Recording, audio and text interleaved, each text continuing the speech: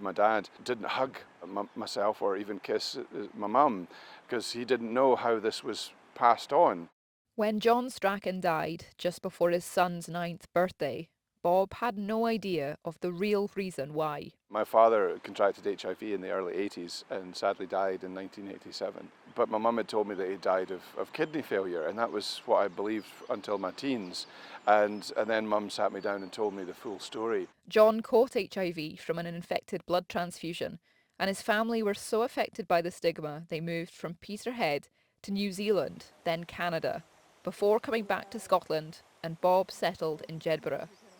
There was a lot of ignorance around it, so it's really hard to think about that having something that was life-changing and life-ending, not just for that person but for everyone around them. It's everything around that. It's the condition of life leading up to that.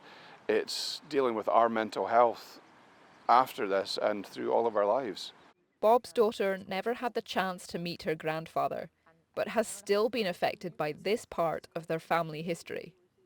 You know, I would get really emotional when Dad and I would talk about certain things because Granda sounded like such an amazing person and I would have loved to get to know him. I'm 22 and this has been going on double my life, 40 years. And it caused a lot of issues, you know, growing up for me, the second generation. So I'm really hoping that, you know, this brings closure to my grandma and my dad and, you know, so many other families out there. It's really important. 30,000 people were infected with contaminated blood in the 70s and 80s. The public inquiry into the scandal will report its findings on Monday. First and foremost, there has to be an admission of guilt and an apology made. Obviously they can't make restitution for the lives that have been lost or things like that, but there has to be accountability. Absolutely, first and foremost, at the bare minimum. I would certainly like to see a recompense of loss of earnings at the minimum. For those people that did that.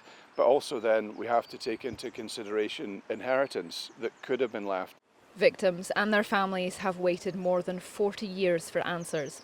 And now they're days away from more light being shed on why and how the infected blood scandal could happen. Isla Todd, ITV News, Jedburgh.